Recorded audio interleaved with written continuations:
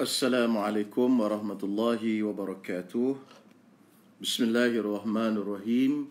Alhamdulillahi rabbil alamin. Wassalatu wassalamu ala ashrafil anbiya'i wal mursalin Sayyidina Muhammad ibn Abdullah wa ala alihi wa sahbihi ajma'in. Rabbi shrah li sadri wa yassir li amri واحلل عقدة من لساني يفقه قولي سبحانك لا علم لنا إلا ما علمتنا إنك أنت العليم الحكيم اللهم فقهنا في الدين وعلمنا التأويل ولا حول ولا قوة إلا بالله العلي العظيم أما بعد. Terlebih dahulu saya jawab salam pada yang beri salam.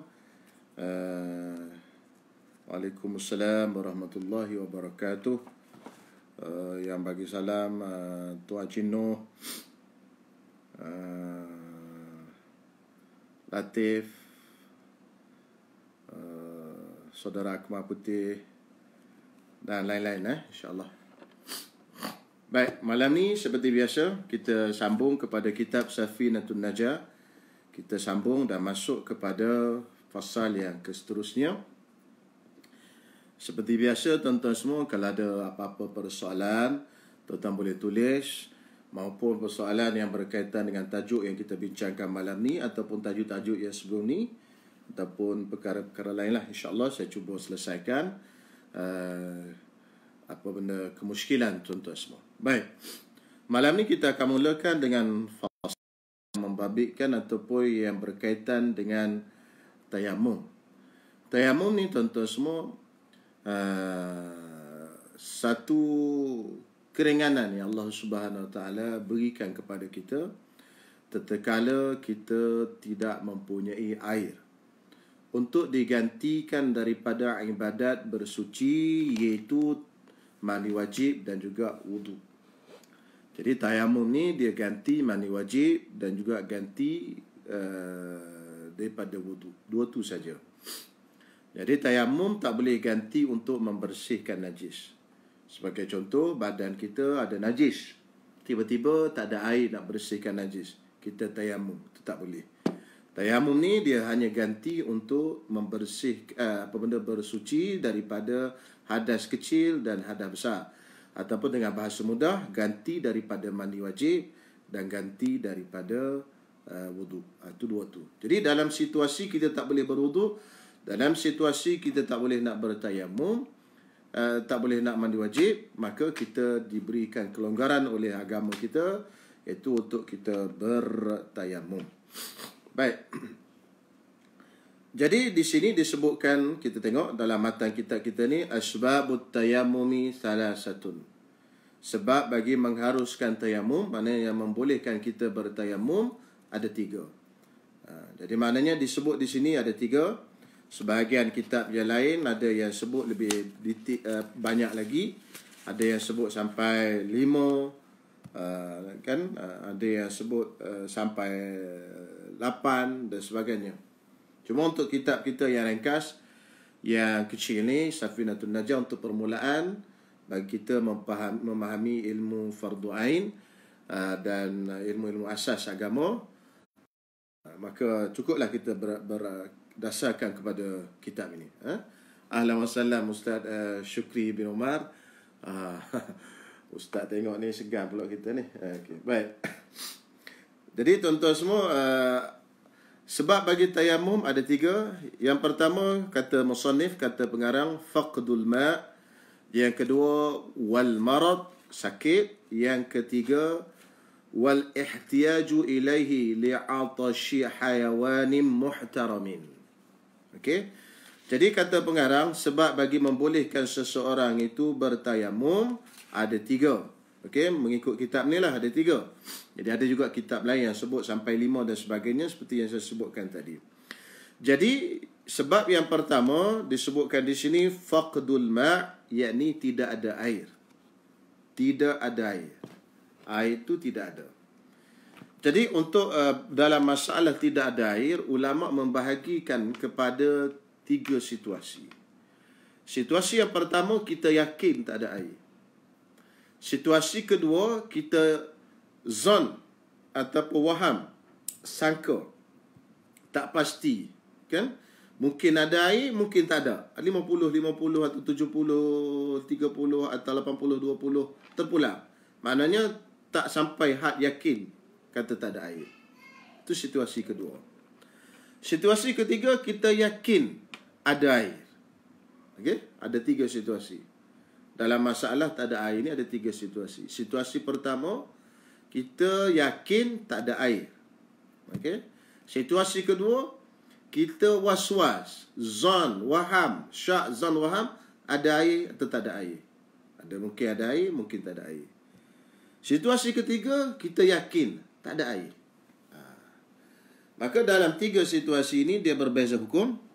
Hukum yang pertama, situasi yang pertama, iaitu situasi ketika mana kita yakin tak ada air.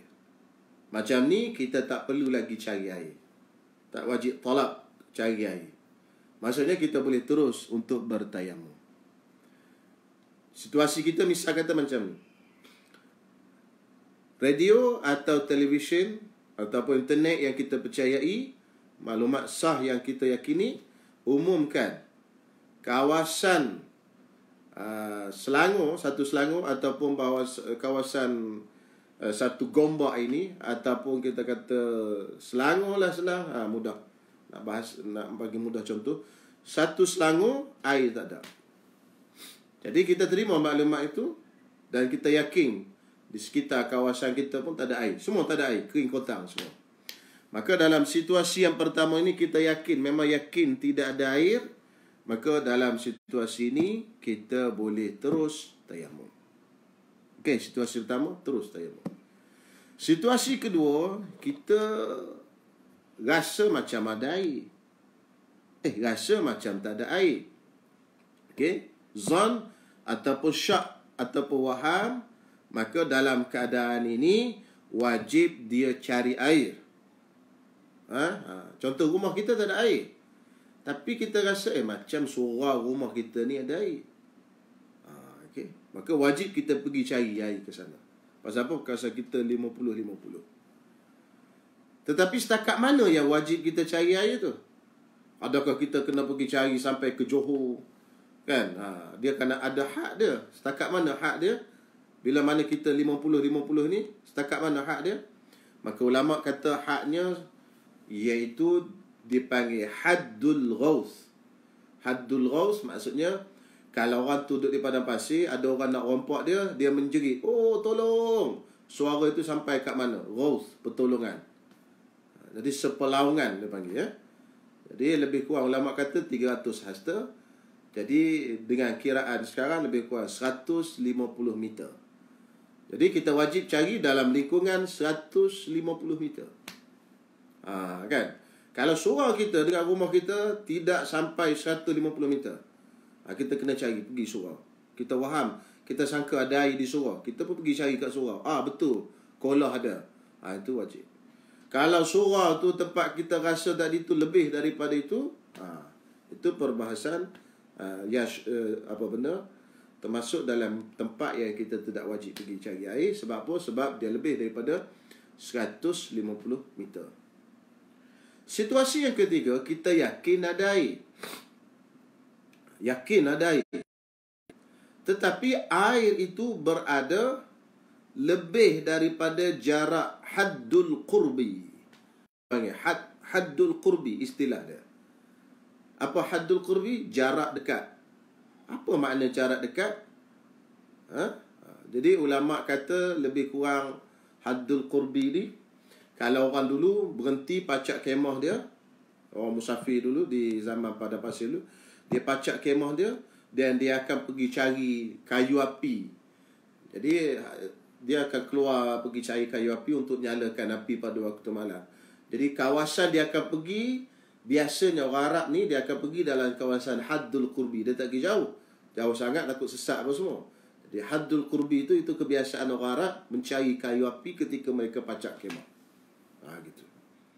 Jadi itu semua tu, benda itu susahlah kalau kita nak tentukan sekarang. Maka ulama tolong kira untuk kita. Jadi ulama kata haddul qurbi ni lebih kurang jaraknya Macam-macam lah, ada pendapat ulama kata 3 kilo, ada yang kata 4.5 pun ada, lebih kurang macam tu. Jadi contohlah, saya duduk di Selayang kata. Saya yakin air itu ada, tapi air itu adanya di Taman Kosas. Contoh di Taman Kosas Ampang. Kan? Orang Ampang kata air ada sini Ustaz. Kawasan saya tak ada. Jadi yakinlah air ada di sana. Adakah pergi ke Ampang untuk ambil air, sedangkan saya duduk di Selayang ni, adapun saya boleh tayamum terus. Jadi ulama kata oleh kerana jarak Selayang ke Ampang melebihi daripada 4.5 kilo, lebih sampai sana lebih, maka pada waktu itu boleh tayamum terus. Tetapi kalau tempat kita yakin ada air tadi, kurang jaraknya daripada 4.5 km haddul qurbi tadi, maka wajib kita pergi ke sana dalam situasi kita yakin ada air. Jadi ada 3 situasi. Situasi pertama, kita yakin tak ada air. Situasi kedua, kita was-was, syak atau zon atau waham, maksud tak pastilah semua tu, ada air atau tak ada air, maka wajib dicari dalam jarak sekitar lebih kurang 150 meter. Okey. Situasi ketiga, kita yakin ada air, maka wajib dicari, pergi ambil air tadi dalam lingkungan jarak 4.5 km lebih kurang. Kalau lebih pada tu, kita tak wajib dah, boleh tayamum. Okey, itu ada 3 situasi untuk tidak ada air. Perkara yang kedua yang membolehkan tayamum ialah al-marad, yakni sakit. Jadi sakit ni macam mana yang membolehkan tayamum? Jadi ulama kata sakit yang membolehkan tayamum, sekiranya dia ambil air semayang, maka akan sakit. Dia sihat, kalau ambil air semayang, dia sakit, maka boleh tayamum. Dalam bahasa Arab dia panggil hudusu maradin, makna timbul sakit. Macam contoh kita sekarang sihat, tetapi doktor kata kalau cik tadi ambil air semayang, kalau cik ambil air semayang, cik akan sakit. Ataupun bukan doktor, berdasarkan pengalaman dia, tajribah dia, kalau dia ambil air semayang, dia demam. Kalau dia ambil air semayang, dia demam, sakit. Okey, maka pada waktu itu dia boleh bertayamum. Ataupun dia dah sakit, tetapi kalau dia ambil air semayang, ziyadatuhu, bertambah sakit dia. Jadi sakitnya akan jadi bertambah. Kenapa? Kerana dia ambil air semayang tadi, berdasarkan pandangan doktor ataupun berdasarkan kepada pengalamannya. Dia boleh. Ataupun dia dah memang doktor, itu boleh lah. Dia ada doktor dah, dia tahu kalau aku ambil air semayang ni akan bertambah sakit. Ataupun doktor yang bagi tahu. Doktor yang bagi tahu, ataupun yang doktor pun tak bagi tahu, berdasarkan tajribah dia, pengalaman dia, kalau dia ambil air semayang akan bertambah sakit. Maka boleh juga dia bertayamum. Ataupun kalau dia tayamum akan menyebabkan ada parut yang keji, syainan fahishan, parut yang teruk, maknanya parut yang ketara. Fahish maknanya ketara. Fi udwin zahirin, pada anggota yang zahir. Kalau dia tayamum akan menyebabkan ada parut pada anggota yang zahir, dan parut itu ketara, itu pun dibenarkan. Mana anggota zahir? Muka, tangan, lengan dan sebagainya. Ni.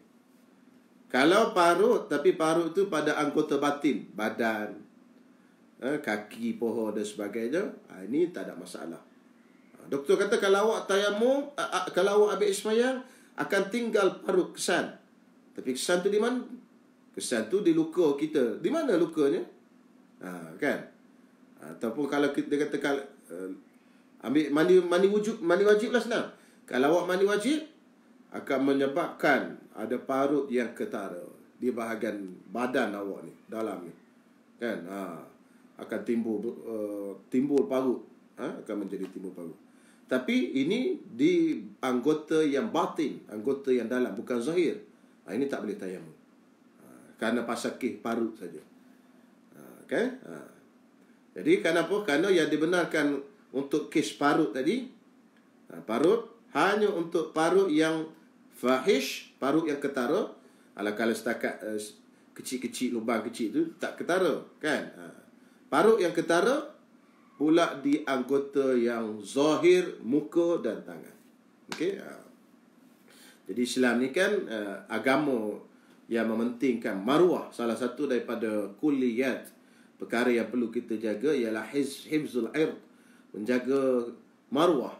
Jadi salah satu daripada maruah kita ini adalah muka kita.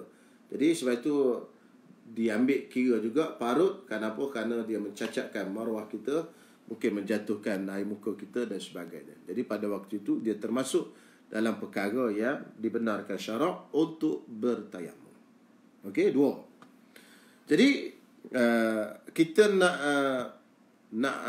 tahu macam mana sakit tadi, nak tahu tadi, boleh kita pakai pertama, kalau kita dah doktor, kita dah memang belajar ilmu perubatan, kita boleh pakai ilmu kita.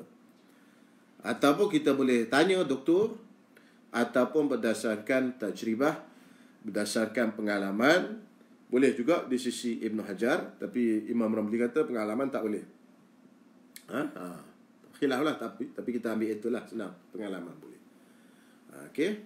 Doktor tu tadi pula, kalau mengikut pendapat yang muktamad, mesti doktor yang beragama Islam lah, adil. Adil maknanya orang Islam.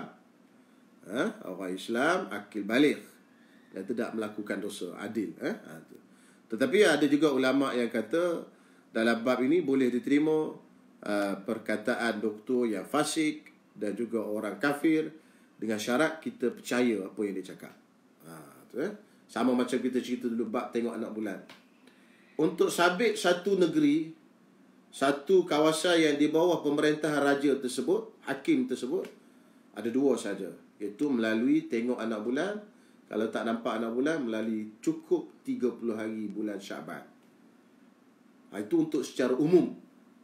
Tetapi untuk individu, boleh kita terima percakapan walaupun orang yang itu tadi orang yang fasik.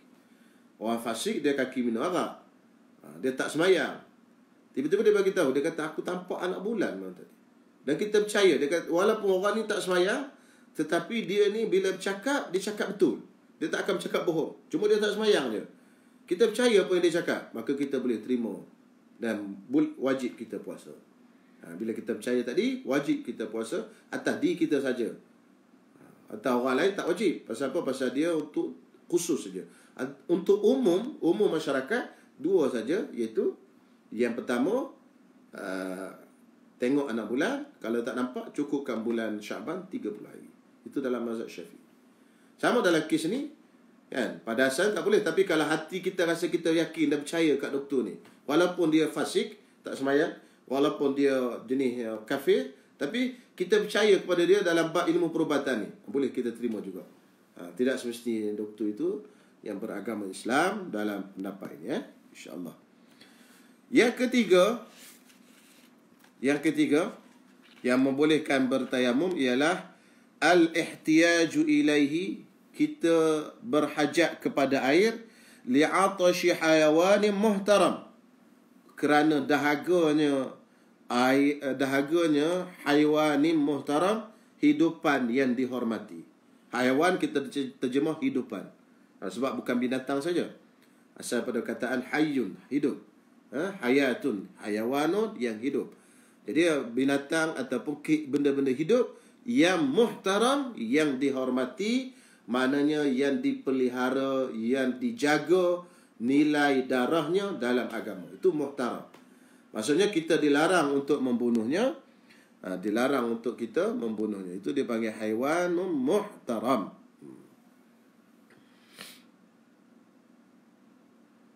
Okey, ada haiwan yang haram kita bunuh dia. Okey, itu dipanggil haiwanul muhtaram. Jadi, saya ambil misal. Kita ada air, tapi air ni cukup untuk minuman unta kita ataupun lembu kita. Kalau kita buat tayamum, kalau kita buat ambil wuduk, tak cukuplah untuk minuman lembu kita. Lembu ni binatang muhtaram, binatang yang dihormati. Maka dalam kes ini kita nak ambil wuduk tak boleh. Boleh kita bertayamum. Kenapa? Kerana nak menjaga kehidupan, yakni binatang yang dihormati tadi, lembu tadi. Okey. Dan termasuklah dalam kategori ini apa saja kita perlu air tadi untuk kehidupan kita sekalipun. Contohnya, air ada, tapi kalau kita guna air untuk ambil sembahyang, menyebabkan kita tak boleh nak hidup. Macam mana tak boleh nak hidup? Kita nak air tadi nak jual. Nak jual air tadi untuk beli beras dan sebagainya. Untuk beli roti dan sebagainya. Maka kalau kita ambil wuduk, maka tak adalah makanan untuk kita. Jadi boleh kita jual air tadi dan juga kita dapat duit dan beli makanan, dan untuk ambil air sembahyang kita boleh bertayamum. Ini kan agama Islam ni bukannya agama yang susah, agama yang ada rahmat. Ada agama yang rahmat. Tak adalah kata susah dan penat dan sebagainya. Tak. Okay. Jadi maknanya dalam situasi macam ni tak ada masalah. Okey. Jadi dia pun bawa misal pada kita. Ghairul muhtarami sittatun. Kehidupan ataupun binatang hidup ataupun benda hidup yang tidak dihormati pada hukum syarak. Dia ni tak perlu kita jaga dia. Sittatun, ada 6. Ada 6 ni maksudnya dia bukan darahnya dihormati. Maksudnya kalau kita ada air, kemudian air kita ni cukup-cukup untuk ambil air sembahyang. Kalau kita bagi minum kat dia, kita tak boleh buat ambil sembahyang. Kalau kita ambil sembahyang, dia tak boleh minum. Kan? Dia tak boleh minum. Maka untuk 6 orang ni, kita tak boleh korbankan air kita untuk 6 jenis ni. Itu dia. Biar dia mati pun tak apa. Apa itu 6 ni? Yang pertama, tarikus solah. Orang yang meninggalkan sembahyang. Orang yang meninggalkan sembahyang. Tapi dengan syarat, selepas dia ditangkap oleh pemerintah dan pemerintah suruh dia sembahyang, dia tetap tak nak sembahyang juga. Bukan hak orang tinggal sembahyang, berkeliaran di kawasan rumah kita dan sebagainya, tak termasuklah tu. Ini disebut dalam kitab Nailur Rajak, dia kata apa? Tarikus salati ba'da amril imam. Orang yang meninggalkan sembahyang selepas disuruh oleh pemerintah. Atau wa huwa man akharaha an jami'i awqati. Okey, itu panjanglah. Jadi maknanya kena pemerintah dulu tangkap dia lah. Pemerintah tangkap dia dulu. Kemudian lepas dia tangkap, penjara ke apa, sembahyang. Dia tak nak sembahyang juga. Waktu ni memang orang degil betul lah ni. Kan? Maka darahnya sudah tidak dihormati lagi. Tak ada kemuliaan pada darahnya. Jadi kalau tak ada air pun, kalau kita nak ada air cukup-cukup, lepas tu kalau bagi minum kat dia, kita tak boleh berwuduk. Kalau kita berwuduk, dia mati sebab tak ada air. Tak apa, kita kena berwuduk. Tak sah tayamum kita pada waktu itu, sebab darahnya tidak dihormati. Yang kedua, wazanil muhsan, penzina yang muhsan. Setelah sabit di hadapan qadi juga. Bukan dengan cerita-cerita je, wah ni berzina ni, itu tak boleh, pasal tak sabit lagi. Bila ada sabit depan qadi, dia bawa rasanya dia berzina, memang betul lah dia berzina, dan dia muhsan. Apa muhsan? Maksudnya dia pernah melakukan persetubuhan yang sahih, dalam perkahwinan yang sahih. Maknanya dia pernah menikah, walaupun dia sekali bersetubuh kemudian dia berzina. Hukuman hudud untuk orang yang berzina yang muhsan ni apa benda? Rejam sampai mati. Memang darahnya dah tak dihormati lagi. Maksudnya dia tu dah nak mati dah. Sama dengan kes orang yang tinggal sembahyang tadi. Bila ditangkap imam, dia tak nak sembahyang juga. Bila disuruh oleh imam, dia tak sembahyang juga. Maka hukuman hudud kepada orang yang meninggalkan sembahyang ialah potong leher. Jadi makna darah dia dah tak dihormati. Makna dia tak lama lagi pun dia akan mati juga. Begitu. Sama juga dengan kes orang yang berzina yang muhsan. Makna setelah sabit, maka bila dah sabit dia ni berzina depan qadi, maka hukumannya ialah direjam sampai mati. Maknanya kalau kita tak bagi minum dia mati pun, memang dia akan mati juga selepas ni. Maknanya dia akan direjam sampai mati. Sebab itu penzina yang muhsan tadi tidak termasuk dalam kategori kehidupan yang dihormati. Maka tak boleh kita korbankan air kita untuk mereka. Okey. Yang ketiga, wal murtad, Orang murtad, na'udzubillahi min zalik wal iyadzabillah. Jadi orang yang keluar daripada agama Islam, orang yang keluar daripada agama Islam dipanggil murtad. Jadi orang murtad ni hukuman hududnya ialah dibunuh, dipancung lehernya. Bila ditangkap oleh imam, oleh pemerintah, dipancung lehernya. Maka oleh kerana darahnya sudah tidak dihormati lagi, maka tidak ada kemuliaan pada darahnya, maka kita tidak boleh korbankan air kita untuk beri kepada dia, untuk pergi pada dia. Jadi kita kena gunakan untuk berwuduk. Jadi kalau kita bagi kat dia air, kita tak ada air untuk berwuduk, maka kita tayamum. Tayamum kita tidak sah. Yang keempat, wal kafirul harbi. Kafir harbi. Kafir harbi, yakni kafir yang berperang dengan orang Islam, yang tidak ada suluh pendamaian dengan kita, dengan orang Islam. Berbeza dengan kafir kafir zimmi, kafir mu'ahad, kafir musta'min dan sebagainya. Kafir-kafir. Kafir harbi maksudnya kafir yang berperang dengan negara Islam. Contoh Yahudi lah. Yahudi yang berada di Israel, dia sedang berperang dengan orang Palestin. Jadi mereka ni, Yahudi ni kafir harbi, kerana berperang dengan orang Palestin. Maka kalau jumpa mereka ini dalam keadaan mereka dahaga, perlukan air, kita ada air cukup-cukup. Kalau kita wuduk, dia mati. Kalau kita bagi kat dia, kita kena tayamum. Maka kita tak boleh bagi air, kerana dia ni adalah kafir harbi. Melainkan dia mengucap asyhadu an la ilaha illallah, dia masuk Islam, itu bab lain lah. Itu dia dah jadi Islam, jadi saudara kita lah. Maka pada waktu itu darahnya telah dihormati, maka kita kena bagi kat dia dan kita boleh tayamum. Walaupun dia kata dia mengucap tu, mungkin kita nampak dia mengucap tu kerana dia nak selamatkan diri dia supaya tak mati. Tak apa. Kerana benda itu pernah berlaku di zaman Rasulullah SAW. Nabi tegur sahabat yang bunuh orang yang mengucap asyhadu an la ilaha illallah. Jadi itu hal dia dengan Allah Ta'ala lah. Kita berhukum, nahnu nahkumu bizawahir wallahu yatawalla sarair. Kita berhukum dengan zahir, Allah Ta'ala lah yang uruskan hal-hal as-sarair, yang dalam hati kita, yang dalam hati orang tadi.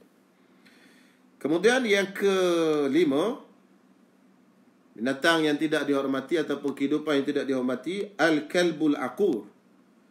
Kalbul aqur maksudnya anjing yang menggigit.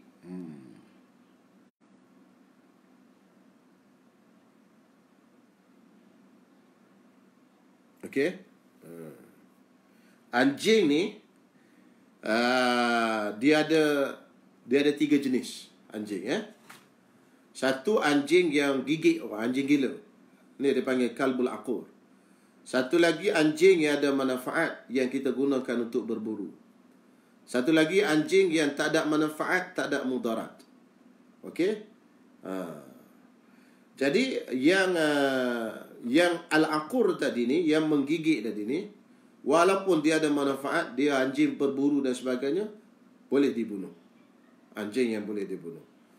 Anjing yang tidak ada manfaat, tidak ada mudarat, anjing peliharaan saja ni, adakah boleh dibunuh atau tidak? Maka kata Syekhul Islam Zakaria Al-Ansari, boleh dibunuh. Tetapi kata Imam Ramli, tak boleh dibunuh.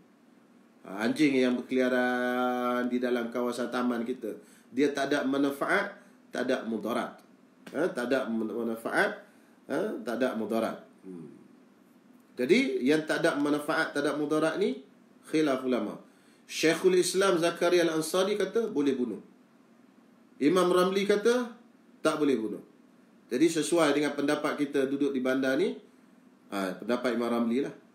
Kalau tuan-tuan ambil pendapat Syekhul Islam, tuan-tuan pergi bunuh anjing berkeliaran, ini mungkin kena denda ke apa, majlis bandaran ke apa, wallahualam, saya tak pasti tu. Tu. Okey. Tetapi kalau anjing tu aqur, anjing ni menggigit orang, dia gigit orang, dari segi hukum fiqh memang boleh bunuh, tak berdosa pun bunuh. Cuma undang-undang saya tak pasti, tengoklah. Tuan-tuan jangan dengar ni terus buat tu semua. Tengok cek undang-undang juga macam mana boleh bunuh ke tak boleh. Itu terpulang pada undang-undang PBT, pihak berkuasa tempatan. Anjing yang ada manfaat yang digunakan untuk berburu dan sebagainya, ini haram dibunuh. Jadi anjing ada 3 kategori. Yang akur, yang gigit orang, ini boleh dibunuh. Yang kedua, yang ada manfaat guna untuk berburu dan sebagainya, ini haram dibunuh. Yang ketiga, tak ada manfaat, tak ada mudarat, keliaran gitu, dia tak gigit orang, tak kejar orang apa. Khilaf ulama. Syekhul Islam Zakaria Al-Ansari kata boleh dibunuh. Imam Ramli kata tak boleh dibunuh. Okey, habis. Dan yang keenam, khinzir. Khinzir ni babi. Babi ni boleh bunuh. Bila-bila masanya darah dia tidak dihormati. Oleh kerana darahnya tidak dihormati, maka automatik kita tak boleh korbankan air kita untuk khinzir tadi, untuk babi ni. Kan? Tak ada pembahagian. Semua khinzir boleh bunuh. Tak ada masalah. Sama ada khinzir tu khinzir yang menggigit, yang sodok orang, kan, menyondol orang ataupun tak menyondol orang, semua boleh bunuh. Tak ada masalah, bunuh. Satu-satunya binatang kita boleh tembak tanpa apa-apa sebab. Itulah. Sebab itu bila Nabi Isa AS turun di akhir zaman nanti, Nabi Isa antara tugas yang dia jalankan ialah mematahkan salib, menghapuskan jizyah, cukai, dan juga akan membunuh khinzir. Ini dari segi hukum fiqah. Tapi tuan-tuan semua, dari segi undang-undang, tuan-tuan kena perhati juga. Kan tuan-tuan pergi tembak khinzir, tengok-tengok khinzir orang Cina mana ke apa. Yang tu kena masuk penjara, saya tak tahulah. Cuma ini hukum fiqah. Baik.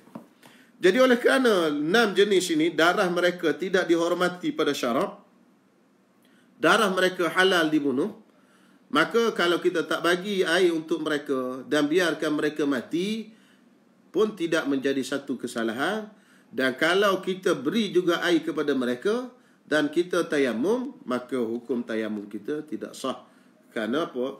Kerana kita berikan air kepada makhluk yang tidak dihormati pada syarak darah mereka. Baik, selesai tuan-tuan semua. Kita masuk pada fasal yang seterusnya. Fasal yang seterusnya, syurutut tayammum, syarat tayammum 10. Syarat bagi sah tayammum ni ada 10. Yang pertama, ayyakuna biturabin. Yang pertama, tayammum tu mesti dengan tanah. Ini dalam mazhab kita Imam Syafi'i, mesti dengan tanah, yakni debu tanah. Tak boleh tayammum dengan selain daripada tanah. Walaupun tepung, bedak dan sebagainya, semua tak boleh. Pasir, semua tak boleh. Mesti dengan tanah. Berdasarkan kepada ayat Quran, fatayammamu sa'idan tayyiba. Sa'id dan Imam Syafi'i terjemahkan turaban tayyiba, tanah yang bersih. Jadi kena tayammum guna tanah saja. Ini mazhab Syafi'i kita ketat sikit dalam bab tayammum. Mazhab Hanafi, tuan-tuan semua, dia luas sikit. Dalam mazhab Hanafi boleh bertayammum menggunakan apa sahaja yang ada atas muka bumi. Sebab itu ada setengah masyayikh, setengah syekh-syekh daripada Yaman mengajar kita, kalau kita naik kapal terbang, kita tak boleh nak ambil wudu, tayamumlah di kusyen tu boleh. Debu tu pun boleh atas muka, debu yang keluar di kusyen tu, abuk-abuk tu, tepuk kan, boleh buat tayamum. Tetapi mazhab Syafi'i tak boleh. Sebab apa? Sebab ini mesti guna debu. Jadi maknanya kalau naik kapal terbang tu nak cari debu tak boleh, air sembahyang air pun tak ada, bolehlah pakai taklid pada mazhab Abu Hanifah. Jadi kalau orang tanya yang tepuk-tepuk kursi tu macam mana? Itu bukan tanah, itu habuk. Itu tak sah dalam mazhab Syafi'i, tapi dalam mazhab Hanafi sah. Kerana dalam mazhab Hanafi boleh tayammum apa saja yang ada di atas permukaan bumi, pasir ke apa boleh. Yang kedua, wa an yakuna turabu tahiran. Syarat yang kedua untuk tayamum, mestilah tanah tadi tahiran, suci. Maksudnya tanah tadi bukannya tanah yang bernajis, yang bercampur dengan najis. Khususnya kalau kita pergi ke tanah perkuburan. Kubur tadi dah digali balik. Macam kubur dibakit, dia gali balik, dia keluar tanam. Maka tanah tu, tanah yang ada di bakit ni, majoritinya tanahnya adalah tanah mutanajis. Kerana tanah yang dalam tanah yang dalam itu, dia hancur mayat, air badan mayat tu najis, dikorek keluar balik, maka tanah tu tadi bercampur dengan najis, jadi tanah itu mutanajis, tak boleh dibuat untuk bertayamum. Tanah bercampur dengan tai kucing, debu tanah tadi dan sebagainya, tak boleh tak boleh dibuat tayamum. Ataupun semalam kita tengok ada orang kencing kat situ, 2 hari lepas tu kita tak ada air, kita pun pergi kat situ, ada debu, tapi hari tu ada orang kencing di sini, kencing tu dah kering dah, jadi debu lah tu. Kita nak ambil debu tu tadi tidak boleh. Kenapa? Debu tadi dah jadi debu mutanajjis. Syarat yang ketiga, wa alla yakuna musta'malan. Debu yang kita nak guna tadi bukan debu musta'mal, maksudnya debu yang dah digunakan. Okey, contoh kita tayamum yang dah jatuh. Tayamum jatuh, itu yang dah digunakan. Yang ni tak boleh. Kenapa? Kerana debu itu musta'mal. Syarat yang keempat, wa alla yukhalitahu daqiqun wa nahwuhu. Syarat yang keempat, debu tadi tidak bercampur dengan tepung atau seumpamanya. Maknanya debu tu semata-mata debu. Tak boleh debu yang bercampur dengan benda lain. Contoh debu tadi bercampur dengan tepung gandum, daqiq, kan? Itu tak boleh. Mesti debu 100%. Debu tanah. Okey?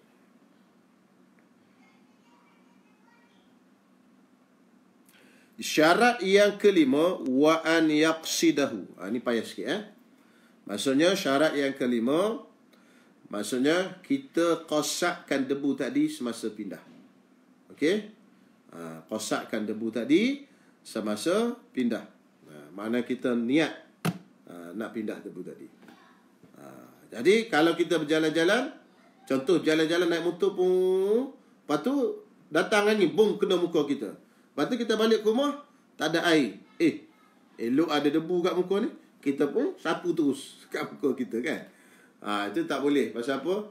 Pasal masa kita pindah, masa debu kena tadi, bukan kita qasak, bukan kita niat untuk pindahkan. Okey? Kalau kita letakkan tangan begini di angin, dia melekat dan kita sapu di muka, ini boleh. Pasal apa? Pasal kita qasakkan untuk pindahkan debu tanah tadi. Okey? Mesti qasak. Ada hati, niat dalam hati untuk pindahkan debu tanah tadi.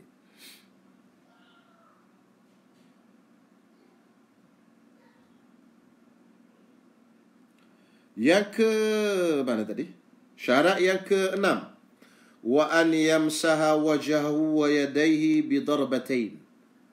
Dalam mazhab Syafi'i, sapu muka dan sapu tangan dengan darbatain, dengan 2 kali tepuk. Tak boleh sekali tepuk muka dan tangan sekaligus. Mesti 2 kali, tepuk sekali dan tepuk sekali lagi untuk tangan pula. Darbatain, 2 kali tepuk. Okey, 1 untuk muka dan 1 untuk tangan.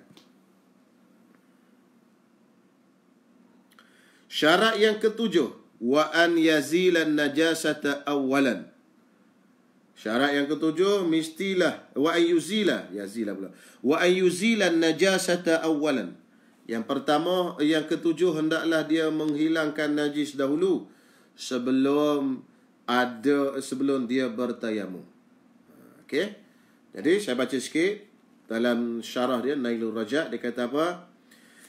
Jadi syarat yang ke-7 ialah izalatu najasatil badani ghairil ma'fuwi anha qablahu in amkanat. Maksudnya sebelum kita nak tayamum, kita kena bersihkan najis yang tidak dimaafkan daripada badan kita dulu, kalau boleh. Nak bersih macam mana? Ustaz, air tak ada. Kerana air tak ada ni, tayamum bukan tak ada air saja. Ada 3 sebab, kan?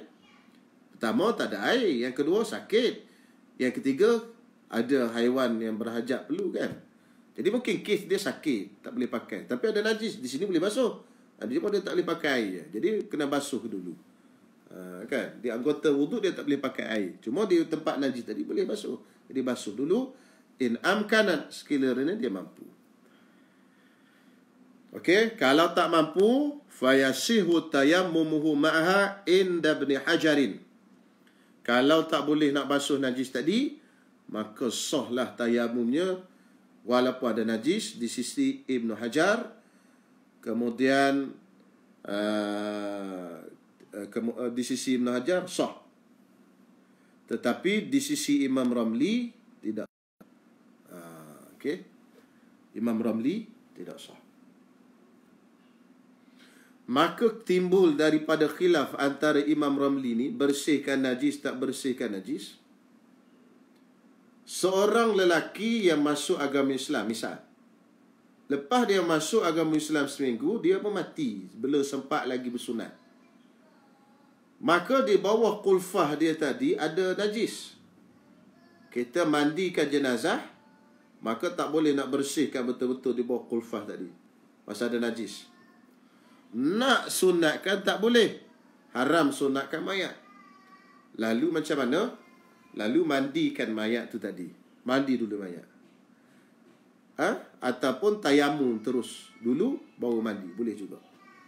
Tayamum dan mandi, ataupun mandi lepas tu tayamum. Tayamum tu kenapa? Ganti air yang tak sampai di bawah kulfah. Ini kena ingat. Bagi orang yang menguruskan mandi jenazah, yang jenis orang yang tak bersunat, macam inilah situasi. Okey, jenis orang yang tak bersunat. Pasal apa? Pasal ada najis di bawahnya tadi. Okey, di bawah kulfah, kulub dia tadi. Maka dia kena tayamum. Kemudian bila tayamum tadi, adakah sah tayamum berserta dengan najis? Mengikut pendapat Ibn Hajar, sah. Bila sah tayamum tadi, bolehlah sembahyang jenazah atas dia. Kata Imam Ramli tak sah. Imam Ramli kata tak sah. Maka pendapat Imam Ramli, orang yang mati tak bersunat, maka dikebumikan tanpa disembahyangkan. Mandi, oleh kerana tayamum dia tak sah, lepas mandi, kapal, bumi saja. Tak boleh disembahyangkan. Kenapa? Kerana badan dia belum suci 100%. Kerana nak sembahyang jenazah ni lepas mandi. Mandi tu pula kena sempurna. Jadi pendapat Imam Ramli ni agak keras sikit dan tidak sesuai lah diamalkan di zaman kita ni. Kerana sembahyangkan, kebumikan orang Islam tanpa disembahyangkan, itu adalah satu bentuk orang kata mungkin bentuk penghinaan dan sebagainya. Jadi banyak ulama pakai pendapat Ibn Hajar lah. Okey, tapi kena tayamum. Kena ingat ni, betul-betul kena ingat orang yang menguruskan jenazah yang tak bersunat. Ataupun dia bukan baru masuk Islam, jenis tak bersunat, takut tak bersunat, sampai ketua tak bersunat. Ada juga kan, tak bersunat, tiba-tiba meninggal. Kesnya sama juga, mesti kena tayamum. Baik, syarat yang seterusnya, yang ke-8, wa ay yajtahida fil qiblati qablahu. Hendaklah dia berijtihad, yakni dia kena cari dulu kiblat sebelum daripada dia bertayamum. Okey, tayamum ni dia panggil orang kata taharah dhaifah, suci yang lemah. Maka dia sama macam orang kata kena cari dulu kiblat, kena masuk waktu dulu dan sebagainya. Sama dengan kes orang yang orang yang istihadah yang saya sebutkan malam tadi. Kena masuk waktu dulu dan sebagainya. Syarat yang ke-9, wa ayyakuna at-tayammumu ba'da dukhulil waqti. Hendaklah tayamum yang kita lakukan itu selepas daripada masuk waktu. Dan tayamum tadi laku untuk satu fardu saja, satu tayamum. Masuk zuhur, satu tayamum.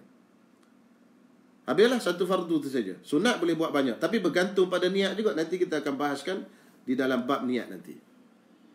Okey? Masuk asar, tayamum yang lain pula. Masuk maghrib, tayamum yang lain pula. Masuk isyak, tayamum yang lain. Okey. Kalau dia jamak, maka setiap fardu dia kena, kalau dia jamak, katalah dia pakai pendapat Imam Nawawi yang kata boleh jamak dengan sebab sakit, maka 2 kali tayamum lah. Zuhur, 1. Okey. Lepas tu habis sembahyang zuhur 4 rakaat, dia nak sembahyang asar, tayamum dulu. Lepas tayamum baru sembahyang asar. Itu tayamum, satu tayamum untuk satu fardu. Dan yang ke-10, syarat yang ke-10, wa an yatayammama likulli fardin. Hendaklah dia tayamumkan, dia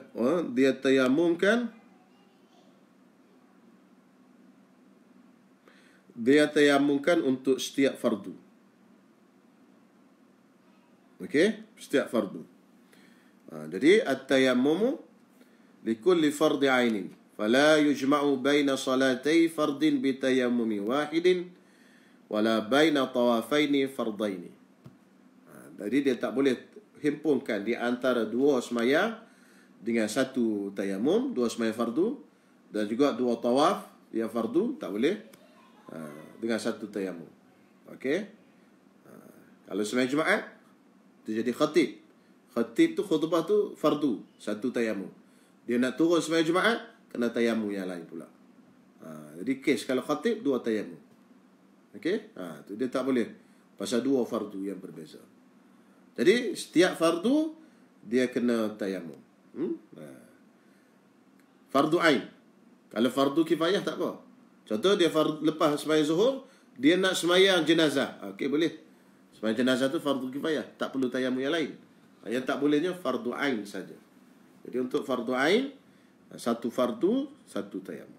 Okey, selesai. 10 syarat bagi sah tayamum.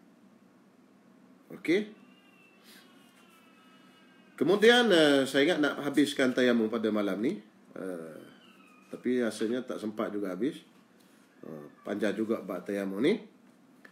Saya nak sebut pasal masalah yang lain pula. Okey, tak apalah.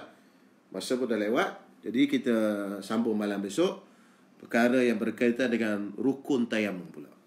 Okey, dan insya-Allah lah malam besok lah saya sebutkan 5 langkah untuk menyelesaikan masalah orang yang pakai simen, plaster dan sebagainya. Okey, insya-Allah malam besok, tak sempat malam ni. Okey. Jadi untuk malam ni baca kitab setakat ni dulu. Kemudian kalau ada soalan lah, saya tengok soalan dulu apa yang tuan-tuan tulis. Okey.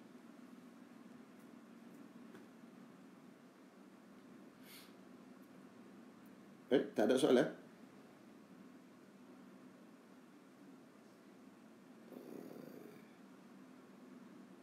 Mana soalan ni? Tak ada.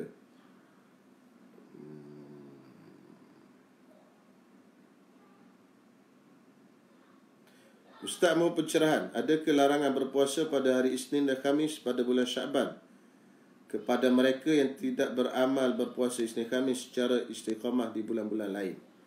Ini berkaitan dengan puasa. Puasa pada hari Isnin dan Khamis, bulan mana-mana pun disunatkan berpuasa. Tak kisah bulan mana pun. Isnin Khamis. Cuma yang ada larangan tu, yang saya sebutkan pada kuliah yang bab puasa dulu, iaitu puasa pada selepas daripada 15 Syaban. Selepas pada nisfu Syaban, iaitu 16 Syaban. Izan tasafa Syaban, kata Nabi, fala tasumu illa an ya'tadu. Apabila telah masuk nisfu Syaban, iaitu 15 Syaban, janganlah kamu berpuasa, iaitu puasa sunat, illa an ya'tadu, melainkan suatu puasa yang kamu telah beradat, yang biasa kamu lakukan. Jadi, kata ulama', kalau kita tak pernah puasa Isnin Khamis, tak pernah puasa, tak pernah ada adat puasa Isnin Khamis, tiba-tiba lepas daripada 16, lepas pada 15, hari 16 Syaban, kita nak puasa. Lepas 15. Sebelum tu tak ada masalah. Lepas pada 15, yang hari 16, 17, 18, kita nak puasa. Ini tak boleh. Haram puasa.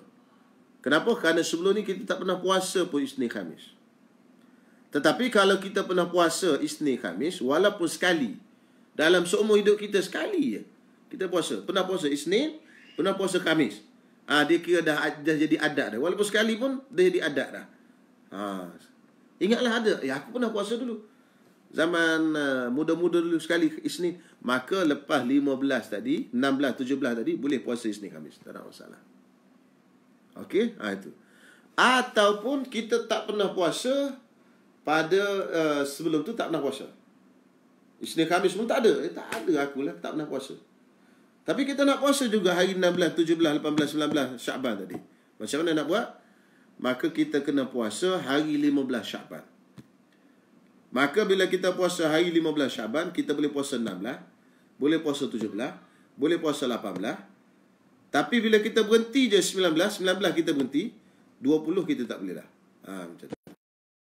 Jadi yang tak bolehnya, untuk soalan tadi, yang tak bolehnya ialah selepas daripada nisfu Syaban, iaitu hari 16 Syaban. Dengan syarat pertama, dia tak boleh tu, dia tak pernah puasa Isnin Khamis sebelum ni. Kalau dia pernah puasa walaupun sekali, boleh. Ataupun dia memang tak pernah puasa, tetapi dia sambung dengan hari 15, 16. Okey, boleh tunggu puasa. Bila berhenti tak boleh. Yang tak bolehnya, dia tak sambung dengan hari 15 dan 16 dan dia tak pernah beradat puasa dia tadi. Salah satulah. Itu yang tak boleh.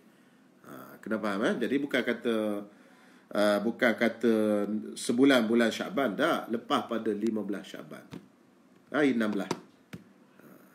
Itu pun dengan dua syarat, dua tadilah, dua situasi tadi. Kalau ada dua tadi, maknanya dia pernah puasa Isnin Khamis, haram. Ataupun dia sambung dengan hari 15 pun tak haram juga. Okey, insya-Allah jelas. Okey, seterusnya. Ada 6 golongan ini adalah darah yang tidak dihormati dan halal darahnya, maka contohnya jika berlaku darurat ancaman bunuh. Maka orang yang tinggal solat lebih layak dibunuh daripada orang yang solat ke Ustaz? Berlaku darurat ada ancaman bunuh. Maksudnya macam mana? Naik bot lah senang. Naik bot. Naik bot nak karam. Kan orang buat misal. Bot nak karam. Siapa nak buang dulu? Orang yang ni lah. Orang 6 ni dulu lah. Kan? Okey. Kata ada penzina musan dah sabit dah. Bot nak karam. Kita nak buang yang mana? Yang darah dia tidak dihormati tadi lah. Yang penzina yang musan tadi. Buang dulu dia. Memang darahnya tidak dihormati dah. Itu misalnya. Okey. Kalau baby meninggal Ustaz, kena tayamum tak kalau dia belum sunat? Ya, baby pun kalau tak sunat kena tayamum lah. Pasal di bawah qulfah dia tu ada, bawah muncung kemaluan dia ada najis. Sebab bila dia mandi, air tak rata di bawah kemaluan tadi. Okey. Dengan syarat maknanya kemaluan tu dah maknanya boleh berkumpul najis lah. Kalau dia lahir hari ni, dia lahir terus meninggal, biasanya adatnya tak ada najis lagi, pasal dia tak kencing apa lagi. Itu tak apalah. Tapi kalau umur 5 tahun, umur 4 tahun, 7 tahun, kan, 2 tahun, dia dah pernah kencing apa semua. Bila kencing, najis tadi tu, orang Melayu panggil apa jadi putih-putih tu, kan, kat dalam muncung tu. Orang kami Kelantan, minta maaf lah, kami Kelantan panggil kulub benda tu. Yang putih-putih tu yang terjadi daripada air kencing tadi. Jadi yang terjadi daripada air kencing itulah najisnya. Sebab dia asalnya air kencing. Jadi dia pasal dia ada muncung, dia ada kumpul tu. Jadi yang itulah najisnya. Jadi syarat sah tayamum tadi mesti kena bersihkan najis dulu. Jadi tayamum dia tidak sah.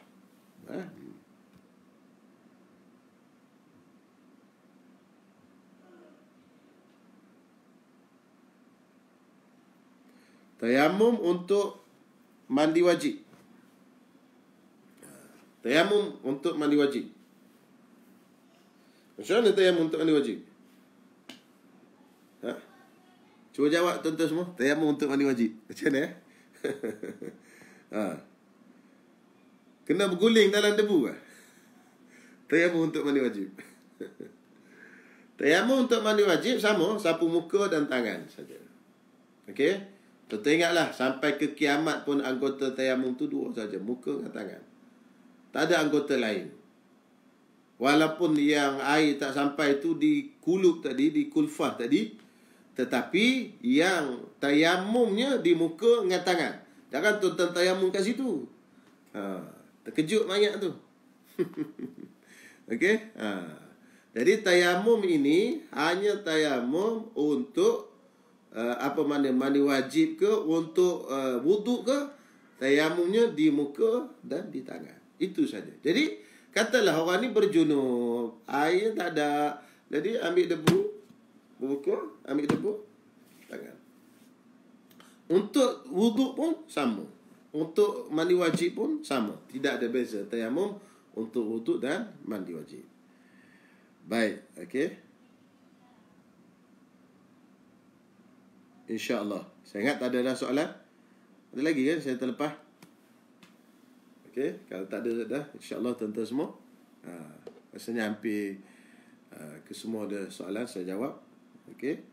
Jadi insyaAllah kita jumpa pada malam besok. Sambungan sikit lagi bab tayamum. Dan kita akan, saya ingat boleh selesai malam ni. Rupanya panjang juga uraiannya.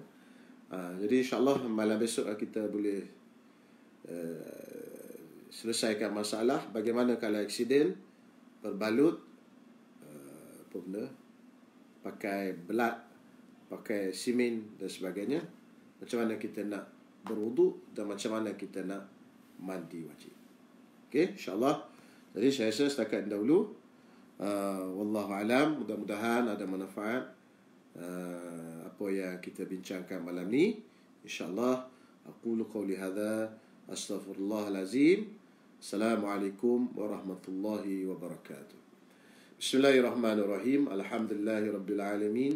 Wassalatu wassalamu ala ashrafil anbiya'i wal mursalin wa ala alihi wa sahbihi ajma'in. Allahumma rabbana anfa'na bima 'allamtana, rabbana 'allimna ma yanfa'una, rabbana faqihna faqih ahlana wa qarabatin lana fi dinina. Allahumma hdina bihudak waj'alna mimman yusari'u fi ridak wa la tuwallina waliyan siwak wa la taj'alna mimman khalafa amraka wa asak wa hasbunallahu wa ni'mal wakil. Allahumma bihaqqil Fatiha wa binuril Fatiha wa bihaqqi man unzilat 'alaihi al-Fatiha nas'aluka al-'afwa wal 'afiyah fid din wad dunya wal akhirah. Allahumma ya farijal hammi wa ya kashifal ghammi, ya man li'abdihi yaghfir wa yarham, ya dafi'al bala'i wan niqam, idfa' 'anna ya Allah, idfa' 'anna ya Rahman, idfa' 'anna ya Rahim كل بلاء ووباء وهم وغم وشدة وفتنة ونكمة. دعواهم فيها سبحانك اللهم وتحيتهم فيها سلام وآخر دعواهم أن الحمد لله رب العالمين.